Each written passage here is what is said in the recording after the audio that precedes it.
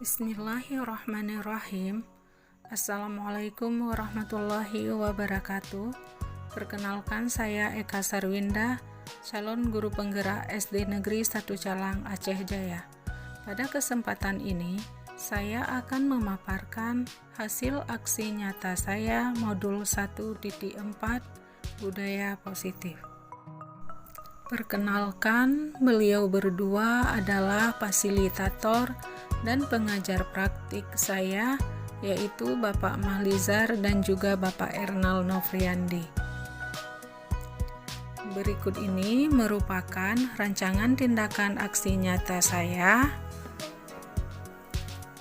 Latar belakang, murid tidak suka peraturan karena selama ini jika mereka melakukan pelanggaran, maka akan mendapatkan hukuman dan cenderung akan mempermalukan dirinya. Tujuan aksi nyata yang pertama, menciptakan murid yang merdeka dan disiplin diri yang kuat. Yang kedua, menumbuhkan budaya positif di sekolah dengan meyakini nilai-nilai kebajikan universal.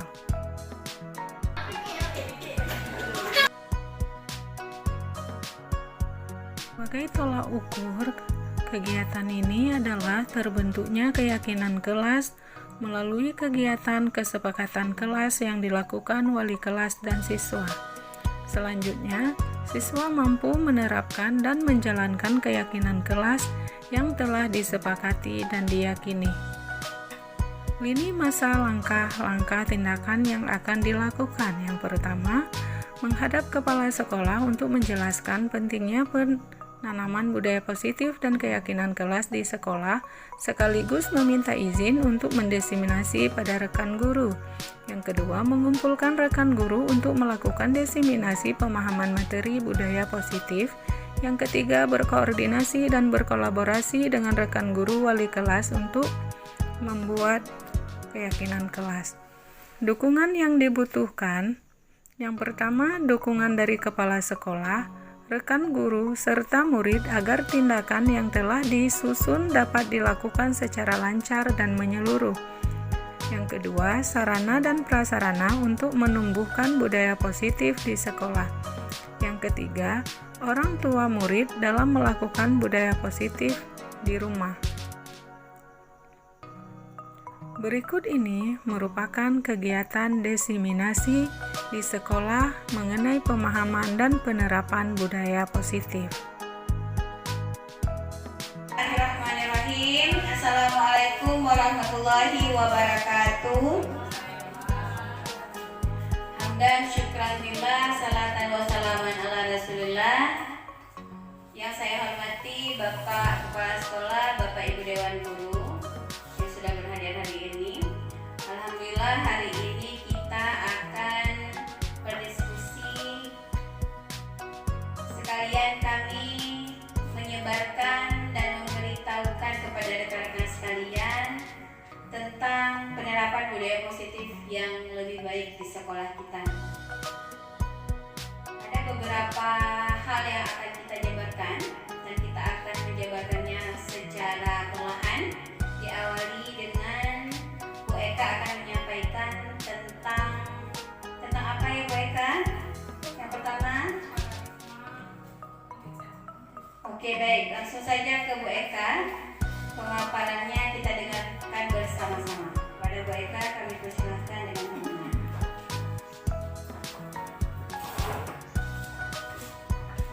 Terima kasih Bu Imar yang sudah memberikan kesempatan kepada saya. Assalamualaikum warahmatullahi wabarakatuh. Bismillahirrahmanirrahim. Alhamdulillah, wassalatu wassalamu ala rasulillah. La haula wala quwata illa billah, amma ba'du. Segala puji bagi Allah Tuhan semesta alam yang telah memberi kesempatan, kesehatan kepada kita sehingga kita bisa menghadiri acara diseminasi pada hari ini. Dan salawat beserta salam senantiasa tercurah ke pangkuan baginda Muhammad sallallahu alaihi wasallam beserta keluarga dan sahabat beliau. Yang saya hormati Bapak Kepala Sekolah SD Negeri 1 Calang, yang saya hormati Bapak Ibu Guru Sekolah SD Negeri 1 Calang, dan yang saya hormati, saya banggakan rekan seperjuangan saya dalam menempuh pendidikan calon guru penggerak Angkatan 7 Aceh Jaya, Bu Mardiana. Terima kasih Ibu sudah banyak membantu saya dalam menempuh pendidikan guru penggerak ini. Baiklah Bapak Ibu, selamat datang saya ucapkan pada acara diseminasi menyebarkan pemahaman dan penerapan budaya positif di sekolah kita. Dan terima kasih saya ucapkan berkat bantuan dan dukungan Bapak Ibu sehingga acara pada hari ini dapat terlaksana. Baiklah Bapak Ibu, acara hari ini kegiatannya adalah aksi nyata kami calon guru penggerak Angkatan 7 Aceh Jaya. Ini adalah acara diseminasi kami, yaitu kami sudah menyelesaikan modul 1 yang terdiri dari 4 submodul, yaitu modul 1.1, modul 1.2, 1.3, dan 1.4. Jadi pada modul terakhir itu 1.4 kami ditugaskan untuk melaksanakan diseminasi menyebarkan pemahaman budaya positif dan penerapannya di sekolah.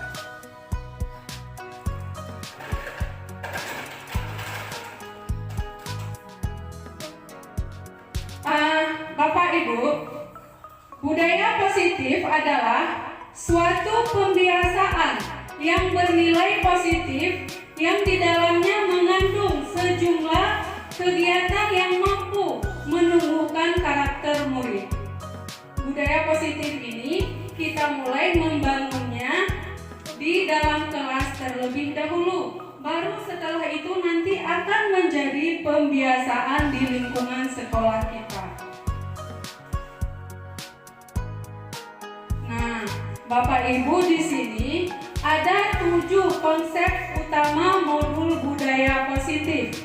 Yang pertama adalah perubahan paradigma belajar. Selanjutnya disiplin positif dan nilai kebajikan universal. Ketiga, keyakinan kelas. 4, restitusi. 5, kontrol. Teori motivasi, hukuman dan penghargaan. Selanjutnya, kebutuhan dasar manusia dan dunia berkualitas. Dan yang terakhir adalah restitusi segitiga. Yang pertama, kita ulas tentang paradigma perubahan belajar. Pembelajaran dengan paradigma baru ini dirancang berdasarkan prinsip pembelajaran yang berdiferensiasi, sehingga setiap siswa itu belajar sesuai dengan kebutuhan dari tahap perkembangannya untuk mewujudkan profil pelajar Pancasila. Bapak dan Ibu guru semua sudah pasti tahu ya 6 dimensi dari profil pelajar Pancasila ya. Yang pertama apa Bapak Ibu? Yang pertama adalah beriman bertakwa kepada Tuhan Yang Maha Esa dan berakhlak mulia. Yang kedua adalah kebinekaan global. Yang ketiga bergotong royong. Yang keempat kreatif. Yang kelima bernalar kritis. Dan yang terakhir adalah mandiri. Nah, Bapak Ibu, contoh kelas yang menerapkan pembelajaran berdiferensiasi adalah ketika proses pembelajarannya, guru menggunakan beragam cara agar murid dapat mengeksploitasi isi kurikulum. Guru juga memberikan beragam kegiatan yang masuk akal sehingga murid dapat mengerti dan memiliki informasi atau ide. serta guru memberikan beragam pilihan di mana murid dapat mendemokrasikan yang mereka pelajari. Selanjutnya, ini adalah contoh kelas yang belum menerapkan pembelajaran berdiferensiasi adalah guru lebih memaksa kehendaknya sendiri. Guru tidak memahami minat dan keinginan murid. Kebutuhan belajar murid tidak semuanya terpenuhi karena ketika proses pembelajaran menggunakan satu cara yang menurut guru sudah baik. Guru tidak memberikan beragam kegiatan kepada muridnya. Yang kedua adalah disiplin positif. Disiplin positif itu yaitu melakukan sesuatu untuk mendapatkan kepatuhan. Kebanyakan orang akan menghubungkan kata disiplin dengan tata tertib, teratur, dan kepatuhan pada peraturan. Jadi, tugas kita guru itu sebagai pendidik adalah menciptakan anak-anak yang memiliki disiplin diri sehingga mereka bisa berperilaku dengan mengacu pada nilai-nilai kebajikan universal dan memiliki motivasi intrinsik bukan ekstrinsik. Jadi Bapak Ibu, motivasi disiplin positif itu dari anak-anak timbul sendiri dari dalam diri anak-anak, bukan karena aku telat pergi ke sekolah ini nanti akan kena hukum, akan dihukum oleh bu guru. Aku kalau nggak buat PR nanti aku akan dihukum oleh bu guru. Itu berarti masih motivasi ekstrinsik, masih dari luar. Tetapi disiplin positif itu Bapak Ibu adalah motivasi yang lahir dari dirinya sendiri. Dia sadar, aku harus melakukan ini sebagai tanggung jawab aku. Seperti itu, sebagai tanggung jawab saya. Jadi tidak ada paksaan dari siapapun. Murni dari dalam dirinya sendiri. Nah, untuk disiplin positif merupakan salah satu cara penerapan disiplin yang bertujuan untuk menumbuhkan kesadaran dan serta memberdayakan anak untuk melakukan sesuatu tanpa sogokan atau ancaman dan juga hukuman. Selanjutnya adalah keyakinan kelas. Nah, timbul pertanyaan dari kita. Mengapa keyakinan kelas? Mengapa tidak peraturan kelas? Jadi di sini ada pertanyaan pemantiknya. Mengapa kita memiliki peraturan tentang penggunaan helm pada saat mengendarai kendaraan roda 2 atau motor? Untuk apa kita memakai helm, Bapak Ibu? Untuk menjaga keselamatan. Nah, yang kedua, pertanyaannya mengapa kita memiliki peraturan tentang penggunaan masker dan mencuci tangan setiap saat? Mengapa?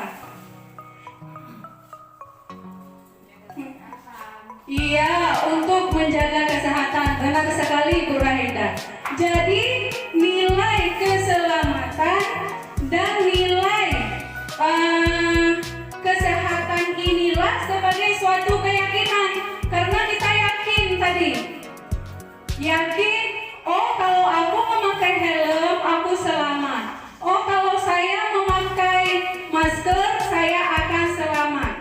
Jadi nilai-nilai keselamatan atau kesehatan inilah yang kita sebut sebagai suatu keyakinan, yaitu nilai-nilai kebajikan universal yang disepakati secara tersirat maupun tersurat.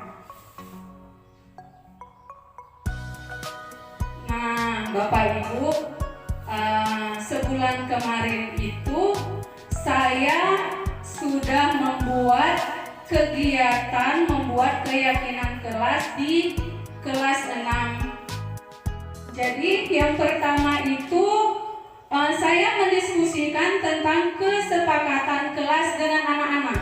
Kami diskusi dulu. Saya kasih tahu kalau kita keyakinan kelas seperti ini harus kita sama-sama berdiskusi untuk mendapatkan sebuah kesepakatan yang akan kita jadikan nanti keyakinan kelas di kelas kita. Nah, selanjutnya anak-anak merumuskan kesepakatan menjadi keyakinan. Dan seterusnya setelah mereka merumuskan tadi, anak-anak menempel hasil tulisannya. Setelah itu saya menyimpulkan keyakinan kelas untuk nanti akan saya tulis, saya modifikasi sedemikian rupa, Bapak Ibu. Jadi di sini saya modifikasi, tetap dibantu oleh anak-anak juga, dan ini adalah hasilnya yang sudah kami buat di kelas 6. Semoga ini bisa menjadi inspirasi Bapak dan Ibu di Sekolah SD Negeri 1 Cawang. Baiklah Bapak Ibu, ini ada restitusi 5 posisi kontrol. Apa itu restitusi? Restitusi merupakan proses menciptakan kondisi bagi murid untuk memperbaiki kesalahan mereka sehingga bisa kembali pada kelompok mereka dengan karakter yang lebih kuat. Nah, tujuan restitusi itu dilakukan sebagai upaya membantu siswa memperbaiki diri agar dapat kembali ke kelompoknya dengan karakter yang lebih baik dan lebih kuat. Nah, Bapak Ibu, di sini ada 5 posisi kontrol restitusi. Ada 5 posisi kontrol yang ada pada kita ini, pada kita seorang guru. Sebelum kita ulas satu-satu itu yang 5 posisi kontrol tersebut, coba Ibu Bapak perhatikan, di sini ada penghukum, ada pembuat rasa bersalah, ada sebagai teman, ada sebagai pemantau, dan ada sebagai manajer. Jadi di sini bisa kira-kira kita tempatkan ini, di mana posisi kita? Kira-kira ada di mana Bapak Ibu? Kira-kira posisi kita apakah ada di penghukum? Apakah ada di pembuat rasa bersalah kita sebagai guru? Apakah ada sebagai teman, pemantau, atau manajer? Kira-kira kita ada di posisi mana ini? Di semua posisi, sesuai keadaan ya Bu ya. Di semua posisi dan sesuai keadaan. Baik, kita ulas satu-satu. Ya, ini contoh pelaksanaan 5 posisi kontrol. Ini ada satu kasus, seorang anak terlambat ke sekolah. Di sini yang pertama penghukum. Seorang penghukum bisa menggunakan hukuman fisik maupun verbal. Orang-orang yang menjalankan posisi penghukum senantiasa mengatakan bahwa sekolah memerlukan sistem atau alat yang dapat lebih menekan murid-murid lebih dalam lagi. Biasanya seorang penghukum itu dia ditandai dengan kata-katanya, patuhi aturan sekolah. Kamu selalu saja datang terlambat. Berdiri di depan barisan. Selalu, pasti selalu kamu yang datang terlambat. Kutip sampah sana. Terlambat lagi, pasti terlambat lagi. Selalu datang terlambat. Kapan bisa datang tepat waktu? Biasanya itu posisi penghukum itu sering berkata dengan suara yang lantang dan matanya mungkin bisa jadi melotot ya Bapak Ibu ya. Itu posisi sebagai penghukum. Nah, hasilnya apa yang kita dapatkan? Hasilnya apa yang kita dapatkan? Kemungkinan murid marah dan mendendam atau bersifat agresif. Bisa jadi sesudah kembali duduk, murid tersebut akan mencoret-coret bukunya atau meja tulisnya. Lebih buruk lagi, sepulang sekolah, murid melihat motor atau mobil Bapak Ibu guru dan akan menggores kendaraan tersebut dengan paku.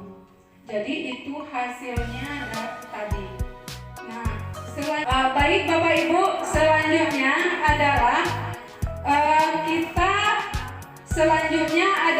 yang terakhir adalah sebagai manajer.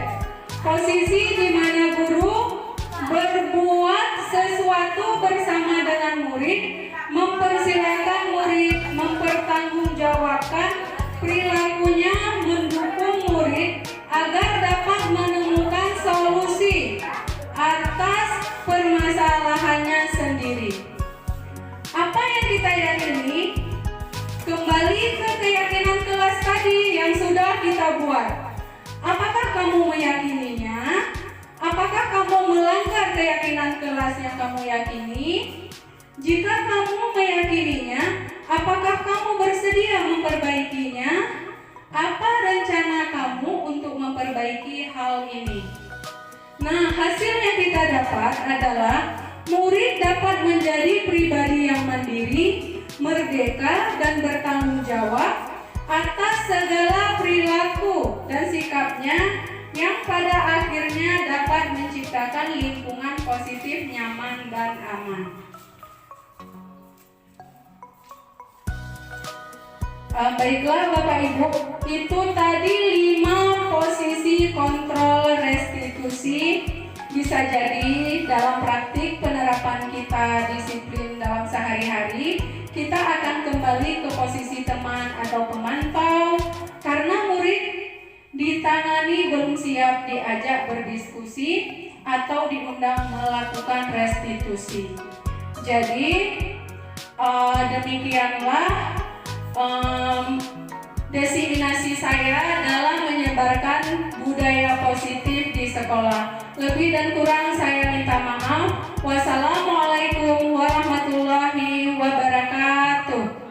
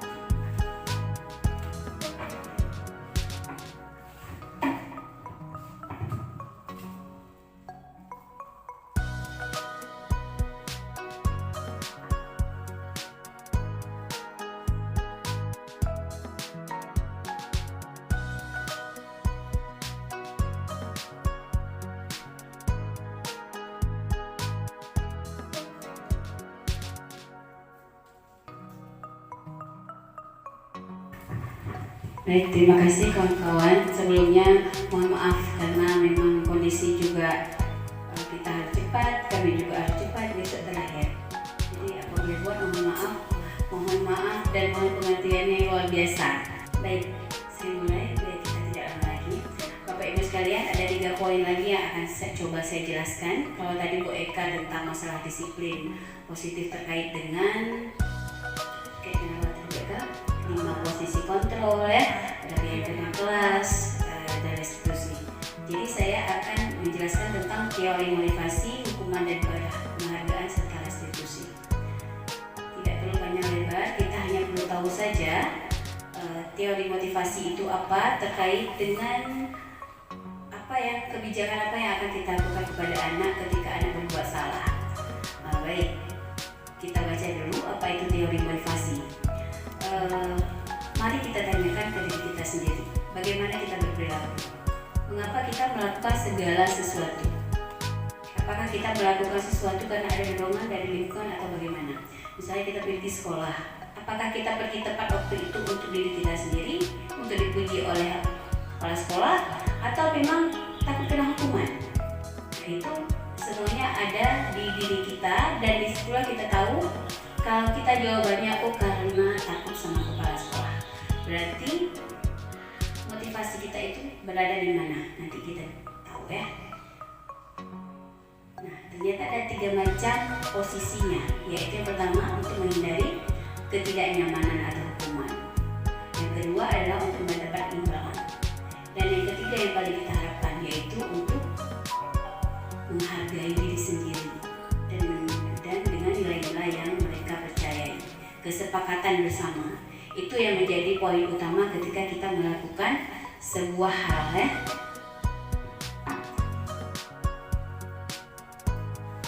Selanjutnya, hukuman dan penghargaan. Saat kita berulang kali menjanjikan hadiah kepada anak-anak, terkadang agar berperilaku bertanggung jawab, atau kepada seseorang murid agar mempelajari sesuatu yang baru, atau kepada seorang karyawan agar melakukan pekerjaan yang berkualitas, kita sedang berasumsi kalau kita tidak memberikan mereka apa-apa, mereka tidak mampu melakukannya. Otomatis seperti itu. Kalau kita berulang kali kita melakukan hal seperti itu, berarti ketika kita memberikan penghargaan kepada anak secara kontinu, artinya kita menganggap anak kita tidak mampu kalau tidak mendapatkan penghargaan. Nah, itu juga harus hati-hati ketika kita memberikan kepada anak-anak kita penghargaan. Saya tidak membaca semuanya, tapi pemahaman poin utamanya saja. Nah, ketika kita memberikan penghargaan secara kontinu seperti itu, malah akhirnya kita memberikan kepada mereka seperti sebuah hukuman, tapi kita tidak menyadarinya. Oke, baik. Nah, penghargaan yang nilainya sama dengan menghukum seseorang karena, seperti tadi, pengaruhnya jangka pendek. Kalau kita mau anak kita, ini kamu dapat permen ya, kalau buat PR. Selalu seperti itu kita bilang. Berarti ke depan anak-anak kalau ada permen dia nggak buat PR. Jadi jangka waktunya itu pendek, tidak kesadaran dalam jangka panjang. Kemudian penghargaannya tidak efektif. Dalam arti apa? Dia meraih sesuatu karena tujuannya mendapat dia, bukan karena masa depannya yang gemilang nanti, bukan karena motivasi dari diri sendiri. Kemudian yang sangat kita sayangkan adalah penghargaan merusak hubungan. Itu sangat menyedihkan kalau ini. Ternyata ketika kita memberikan penghargaan 1, 2, 3 kepada anak-anak kita, rupanya ada pihak-pihak yang tersakiti. Sadar tidak ya?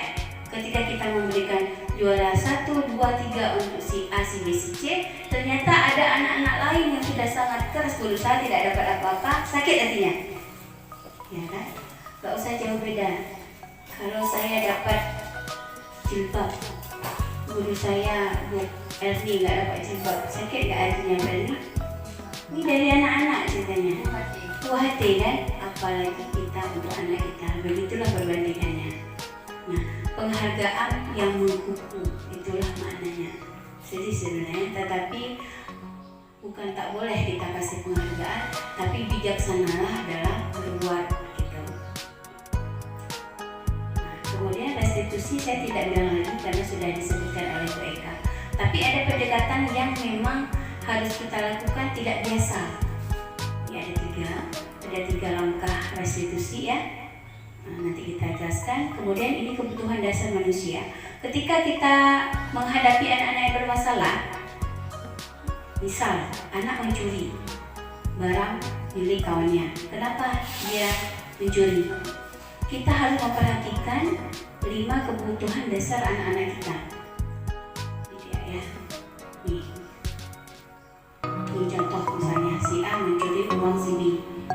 Kenapa hal itu bisa terjadi? Kita harus lihat dulu 5 kebutuhan si anak. Mengapa? Apakah dari segi penguasaannya terhadap sesuatu, terhadap uang tadi, dia berkuasa nggak terhadap uang? Enggak kayaknya. Kalau dia curi uang, berarti dia nggak punya uang. Dia nggak ada kekuasaan atas uang. Nah, berarti dia nggak ada uang. Di situ kita nampak. Kemudian kasih sayang. Kenapa bisa sampai dia kurang kasih sayang nggak di rumah? Nah, kayaknya enggak. Mungkin karena faktor ekonomi aja. Kemudian kebebasan. Terkait nggak dengan mencuri tadi kalau kebebasan itu? Nah, kemudian kesenangan. Dia ada juga kan yang anak apa namanya klepto ya, kleptomania. Dia punya uang banyak tapi dia ada aspek kesenangan itu penyakit ya. Itu harus kita lihat juga. Kemudian bertahan hidup ini yang paling banyak kayak anak-anak kita. Karena di rumah tidak dikasih jajan, tidak cukup makan, otomatis kan dia harus bertahan, dia lapar, makanya dia mencuri. Jadi itulah disebabnya kita diminta jangan langsung mendoktrin anak itu bersalah. Harus kita sikapi juga mengapa anak itu melakukan hal tersebut. Sudah. Kemudian akhirnya ketika kita memahami semuanya, kita akan mendapatkan dunia yang berkualitas. Apa itu dunia yang berkualitas? Ada tempat khusus dalam pikiran kita. Tempat kita menyimpan gambaran representasi dari semua yang ada yang kita inginkan. Bisa berisi orang-orang, hal-hal dan apa saja yang terbaik dalam hidup kita dan membuat kita merasa bahagia. Terpenuhi kebutuhan dasar kita, itu menurut Dr. Mulia. Jadi 5 kebutuhan dasar tadi terpenuhi, maka dunia kita sudah dianggap berkualitas, ya. Oke, nah ini restitusi segitiga tadi. Ini Bapak Ibu yang mau saya sampaikan di antara yang lainnya. Cara kita menanggulangi anak kalau dia bersalah, kalau dia menyontek, kalau dia terlambat. Yang pertama ada 3 langkah. Validasi tindakan yang salah, maksudnya contoh kasus misalnya ada anak yang membuli temannya misalnya. Jadi waktu kita biasa tanya gini ya, kamu kenapa selalu bully si A? Nah, tapi kalau dengan langkah restitusi diawali dengan tidak bertanya seperti itu. Kita tidak menyalahkan dia, tapi mengarahkan dia untuk menyadari kalau dia bersalah. Pertanyaannya, waktu duduk misalnya gini kejadian, menceritakan bully-membuli nih. Anto, waktu ibu kecil dulu ada juga seperti kamu. Tapi ketika itu ada orang-orang yang sakit hatinya. Waktu kamu buat tadi itu ada yang sakit hati enggak? Dia jawab kan. Tapi waktu kita bertanya, dia marah nggak sama kita? Nggak ada, dia nggak marah. Tapi kita bertanyanya nggak ada intonasi yang menggebu-gebu, nggak ada juga kita menyakiti perasaannya, menyudutkan dia enggak. Nah ini yang maksud restitusi. Jadi masuknya itu perlahan tanpa emosi yang terlalu berlebihan. Jadi mengajak anak-anak itu terbuka, supaya dia terbuka dan menyadari secara mendalam. Makanya terkait dengan motivasi intrinsik tadi, ketika kita masuk dengan kesadaran, keyakinan, akhirnya motivasi intrinsiknya terbangun dan besok tidak mengulangi lagi. Ini nggak bisa kita cerita cepat-cepat. Enaknya langsung ada filmnya, ada nanti kita ada waktu kita jelaskan lagi. Tapi yang pasti segitiga restitusi ini adalah cara kita menghadapi anak dengan langkah-langkah yang lebih bijaksana, tidak emosional. Kalau selama ini kan lebih kepada penghukum ya. Kalau di antara posisi kontrol tadi, kita lebih banyak ke penghukum dan pemberi rasa bersalah. Kan kamu selalu aja capek ibu bilangnya, selalu kamu mengulang hal yang sama. Nggak sayang sama ibu. Nah, memberikan rasa bersalah dan penghukum. Pasti 2 itu yang dominan kita lakukan di sekolah. Jarang kita menjadi manajer dan menjadi teman. Terkadang ada kayak yang bilang sesuai kondisi, tapi kayaknya kondisinya lebih banyak 80% penghukum dan membuat rasa bersalah. Ya tidak? Ya. Oh, saya kita bilang tidak, memang iya. Ya, jadi Sebenarnya bagus diseminasi ini, tidak boleh buru-buru, tetapi walau demikian karena kita kondisi juga tidak bisa, insya Allah kan pelan-pelan. Nanti ketika ada waktu, Bapak Ibu juga bisa nonton tentang diseminasi di YouTube banyak. Nanti juga kami akan merangkum, insya Allah Bapak Ibu bisa mempelajari lebih lanjut. Bapak Ibu sekalian, kami minta maaf karena sudah mengganggu, waktunya juga sangat mepet, tapi terima kasih atas segala keterbukaannya, ketersediaannya sampai waktu saat ini. Apabila ada kata-kata yang salah kami mohon maaf. Billahi taufiq wal hidayah. Assalamualaikum warahmatullahi wabarakatuh.